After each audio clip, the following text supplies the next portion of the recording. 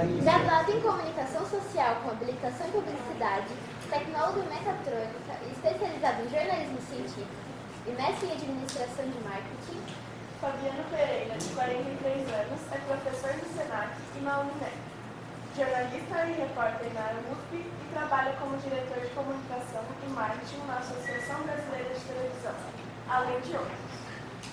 Bom dia, Fabiano. Bom dia. O senhor foi jurado no Curtas Universitários, projeto da TV Globo, onde jovens apresentaram suas ideias para projetos de documentários variados. Quais foram os critérios na escolha dos melhores? Bom, foram alguns critérios que foram estabelecidos, na verdade, pela Globo, pelo canal Futura e pela Associação Brasileira de TVs Universitárias, né, a BPU, da qual eu faço parte. E elas são ligadas à questão da viabilidade técnica, porque o aluno apresentava, né, os alunos de comunicação apresentavam o projeto no papel. Uma coisa, né, aquela coisa que o papel aceita tudo. Agora, a gente precisava analisar do ponto de vista técnico o que era possível fazer efetivamente dentro dos recursos que o aluno tinha, da formação que ele tinha, regionalidade, ou seja, se a proposta do audiovisual retratava a região do Brasil, da onde veio o aluno e da onde veio o projeto, né? E a questão de viabilidade econômica, se dentro daquilo que a Globo estava dispondo como recurso, né, de recurso financeiro, dinheiro, se seria possível produzir aquilo que o aluno estava se propondo a fazer.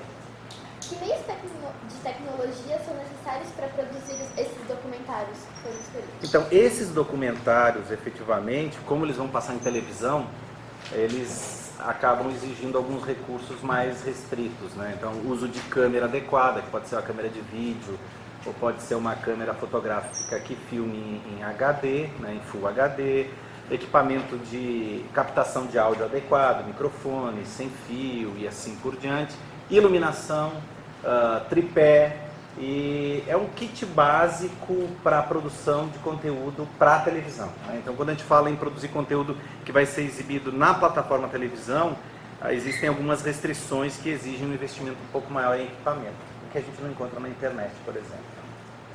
Audiovisual é tudo que envolve filmes, programas, rádios, programas de rádios ou televisão. Um profissional dessa área, ele sabe criar projetos, coordenar, dirigir, produzir, roteirizar e editar imagens ou som, cuidar também da fotografia de um filme e operar aparelhos usados nessa produção. Quais tecnologias o senhor utiliza, por exemplo, na edição de imagens? Então, depende muito da proposta, né? Eu já cheguei a editar programas inteiros no smartphone, com um aplicativo adequado, foi captado no smartphone, tanto som quanto imagem, foi editado e foi disponibilizado, né? Agora, em alguns casos, não é possível fazer isso, né? A plataforma, na verdade, é que vai determinar onde eu vou exibir esse material. Então, se eu vou utilizar em televisão, eu vou precisar necessariamente ter captado esse material em alta resolução com algumas câmeras mais sofisticadas e vou precisar editar em software de edição, né, em ilha não linear, que aí tem Adobe Premiere, tem Final Cut da Apple, e aí diversos softwares, né, geralmente muito caros, que são utilizados para finalização desse material para colocar na TV, né? Tudo depende da plataforma, aonde eu vou exibir e para quem eu vou exibir. Ela vai determinar que tecnologia eu vou utilizar. A propaganda é uma ótima forma de anunciar produtos ou chamar a atenção de um certo público para uma campanha, por exemplo. Quais recursos o senhor utiliza para fazer propaganda? Então, propaganda é um universo enorme. Tem propaganda em rádio, televisão, tem propaganda impressa, tem propaganda para a web, né, para a internet, que é algo que cresce muito nos últimos anos. Então, a questão do ferramental, né, de software, de equipamento, vai depender muito da plataforma. Mas a propaganda, o cerne de tudo na propaganda é uma boa ideia, né? Não adianta ter muito equipamento, não adianta ter muito dinheiro para gastar em locação, em contratação de ator, em veiculação, né, pagar para aparecer na Rede Globo, no intervalo do Jornal Nacional ou da novela das 9, por exemplo, se a ideia não for legal, né?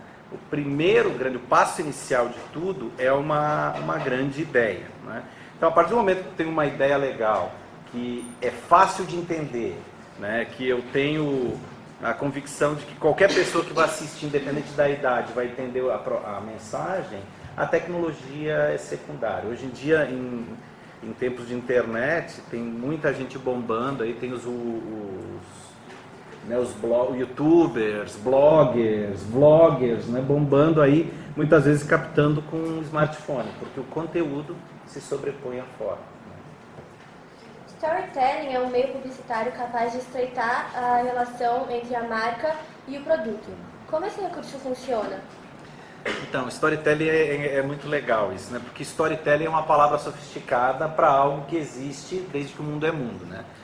O storyteller, que é a pessoa que faz o storytelling, nada mais é do que um contador de histórias, né? É um contador de histórias que faz o quê? O ato de contar histórias, storytelling. Então, a propaganda redescobriu isso nos últimos 5 anos e valorizou, revalorizou, né, essa questão de contar histórias.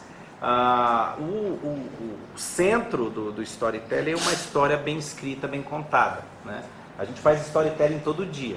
A gente faz storytelling quando a gente conta uma notícia, alguma coisa do cotidiano da gente para um colega de aula. Quando faz uma fofoca, está fazendo storytelling. Principalmente quando fica aumentando muito a história, né? Então, você viu, ficou sabendo, aconteceu, fez, tal. Isso é storytelling. Eu estou contando uma história, ainda faz gesto para mostrar, foi enorme, atropelou, passou por cima, gesticula e tal. Né? Isso é storytelling, né? Então, a gente brinca, no meio publicitário, a gente brinca que o ato de colocar num cartão de visita storyteller e colocar lá que a empresa é especializada em storytelling é só um subterfúgio para ganhar dinheiro contando história. É isso. Né? E que recursos o senhor utiliza na produção de um storytelling? Então, tudo começa com um bom roteiro, que precisa de uma boa ideia. Uma boa ideia gera um bom roteiro, né? Geralmente a gente acaba baseando 90% das histórias que são contadas, elas trabalham em cima do princípio da construção de um roteiro na saga do herói, né? No mito, né? O monomito, né? Então a gente trabalha sempre com uma primeira parte que apresenta a realidade do herói, ou seja, quem ele é, onde ele habita. Isso vocês vão ver em qualquer filme de ação, filme de drama, em propaganda de pasta de dente de 30 segundos. Todas elas, ou a grande maioria delas, é baseada nisso. Um personagem situado no tempo e no espaço, um problema ou um desafio. A partir daí, então, a saga dele, né, do herói ou do nosso protagonista, na perspectiva de conseguir superar ou resolver esse problema, né? Com diversos pontos de virada. Eu gosto muito de contar de filme de ação. A gente vai para o cinema para assistir filme de ação e praticamente todo filme de ação tem o mesmo roteiro. O cara é legal, o cara está feliz. Alguém mata ou a mulher do cara ou o parceiro do cara. O cara entra em depressão, fica triste.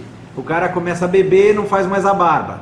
Até que um dia cai no colo do cara a informação de que descobriram quem foi que matou. Ou a família dele ou o parceiro dele. Na cena seguinte, ele já cortou a barba, parou de beber e já está armado até os dentes. E começa a matar. Vocês já perceberam que ele nunca mata o chefão no começo? Ele mata o porteiro da boate onde o chefão está. E aí ele mata fácil, nem leva soco. Aí depois ele mata o chefe do porteiro. Ele leva um soco, até fica meio grogue. Aí ele vai matar o chefe do porteiro. Aí ele apanha um pouco, mas ele consegue matar. Até que ele chega no chefão. O chefão ele apanha bastante. A gente acha que ele vai morrer, mas a gente já sabe que ele não vai morrer, porque ele é o mocinho. Quando a gente acha que ele está quase morrendo, ele mata o chefão. Na cena seguinte, a vida dele voltou ao normal. Ele ou casou de novo, ou ele tem um novo parceiro, ele já não bebe mais, ele já faz a barba, e ele voltou a ser um policial feliz. Esse é o monomito.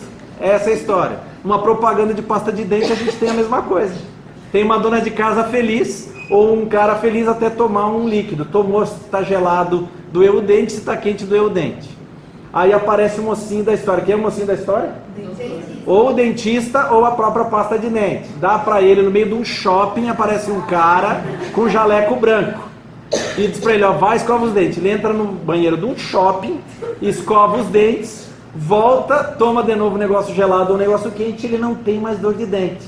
Resultado, a vida dele voltou ao normal. A mesma proposta de roteiro que eu tenho num filme de Schwarzenegger, eu tenho numa propaganda de pasta de dente. Isso é storytelling. O jornalismo é uma importante área para a transmissão de informações. Como a tecnologia influencia no processo para que a notícia chegue o mais rápido possível aos telespectadores quando é uma transmissão ao vivo? A tecnologia ela influencia para o bem e para o mal.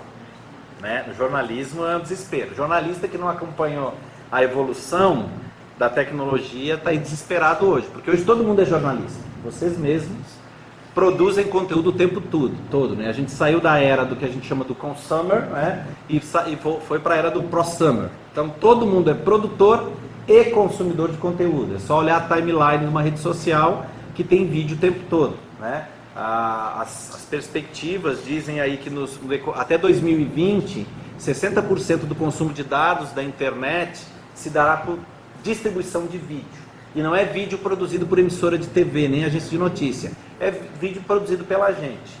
Então o que aconteceu? Hoje em dia, fica mais famoso o cara que por acaso estava passando na hora que aconteceu o acidente e filma, do que a retransmissora da Globo, que chega 45 minutos depois com uma unidade móvel para fazer um link via satélite para colocar no ar. Hoje mesmo, coincidentemente, agora de manhã, meia hora atrás, eu conversava com um amigo meu, estava muito chateado porque ele presenciou um fato na Marginal Tietê, e ele, coincidentemente, estava passando, presenciou, parou, filmou, mandou, saiu na TV Vanguarda, ali na região de São José dos Campos, no Vale do Paraíba ali. Eles usaram as imagens dele para ilustrar a notícia, né, sobre o ocorrido, e não deram os créditos.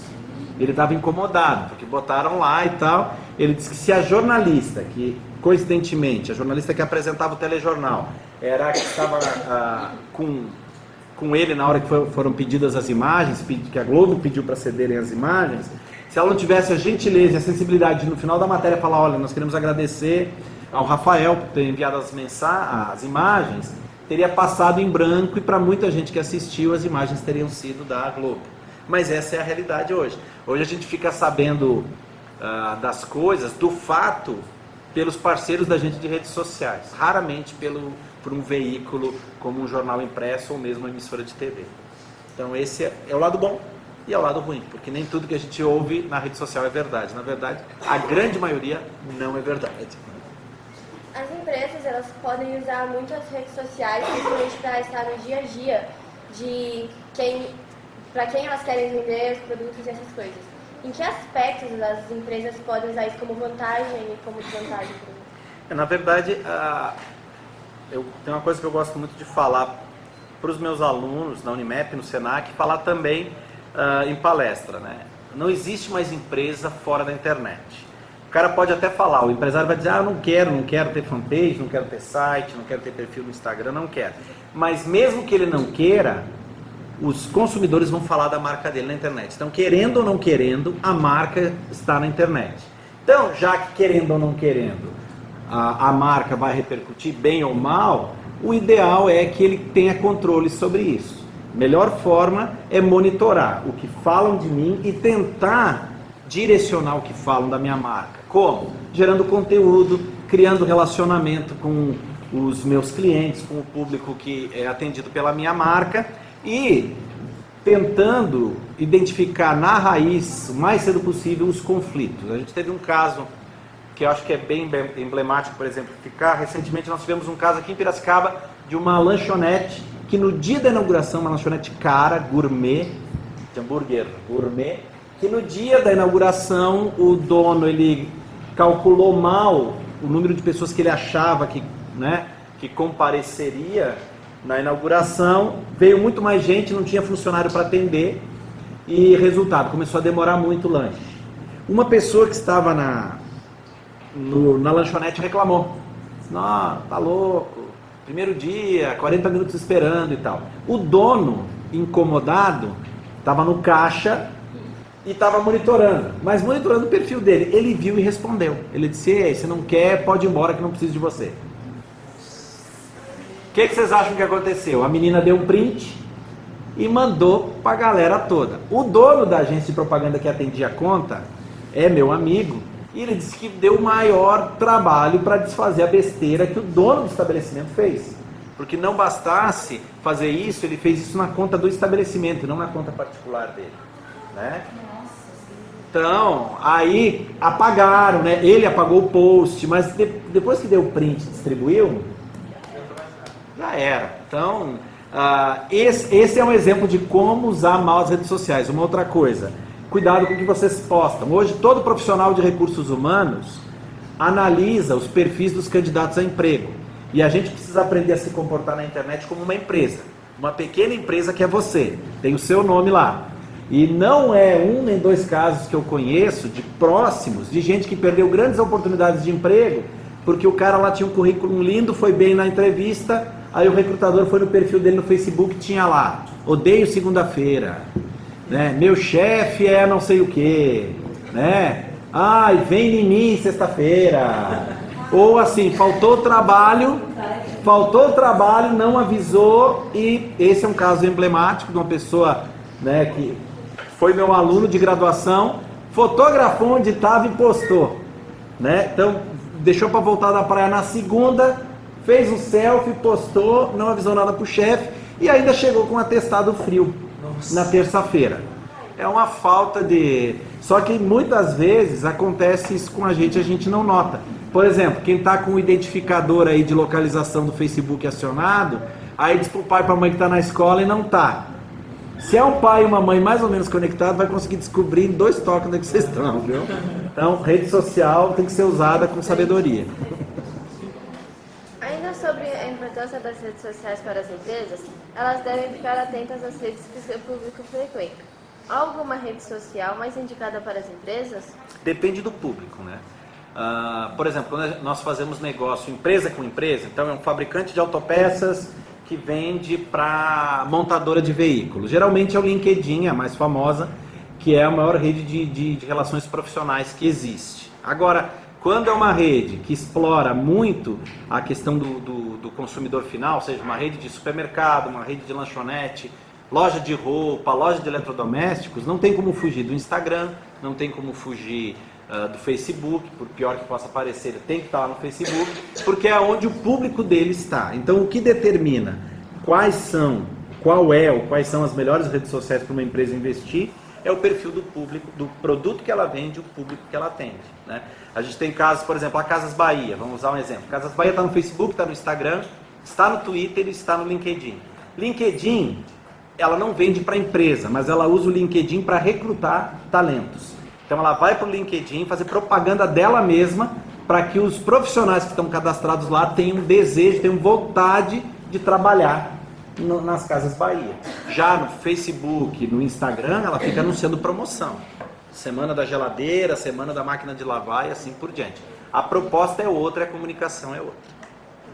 O senhor trouxe uma câmera 360 para a gente poder ver e desde o começo da Tá pegando a cara de todo mundo. Filmando a gente. Você podia explicar como esse recurso funciona? Então, 360 ela é a porta de entrada do que a gente chama de realidade virtual, que é, segundo boa parte dos especialistas de tecnologia e de comportamento tecnológico, a próxima etapa, né, que é a etapa da imersão, né, do conteúdo imersivo. Então, New York Times, a Folha, a BBC, algumas grandes agências de comunicação já fazem, a revista Time, elas fazem alguns testes nisso. E nós começamos a fazer aqui na TV USP e na assessoria de comunicação do Sena e da Exalc, há 3 semanas, alguns testes na perspectiva de ver como é que funciona isso, né? E ver como é que o público se relaciona com isso. Se vocês entrarem nos meus perfis, vocês vão perceber que já tem algumas entrevistas que eu gravei com ela. Em vez de gravar com 10 câmeras, uma na cara do entrevistado, uma na cara do outro, uma na minha, eu botei isso aqui no meio de uma mesa redonda, eu saio conversando e tem um aviso lá, ó, quer ver quem está falando? Clica com o mouse e gira, está lá no YouTube, né? Agora, a grande sacada não é nem isso, a grande sacada é tu usar os óculos de realidade aumentada e aí sim ter uma experiência de imersão, né? 360 é muito legal quando eu vejo no desktop ou quando eu vejo no smartphone, porque ele dá essa sensação, eu fico virando, eu fico caçando a pessoa que está lá. Depois eu posso mostrar para vocês que à medida que eu mexo o smartphone, ele mexe como se fosse minha cabeça, né? Mas a grande sacada é quando eu coloco os óculos e aí eu sou inserido nesse ambiente de virtualidade. E dizem, né, que é a próxima, então os especialistas, que é a próxima grande onda da realidade, da comunicação, essa experiência de realidade aumentada. Agradecemos a presença de todos, agradecemos a presença de Tiago e eu entrevistando. Muito obrigado, eu que agradeço.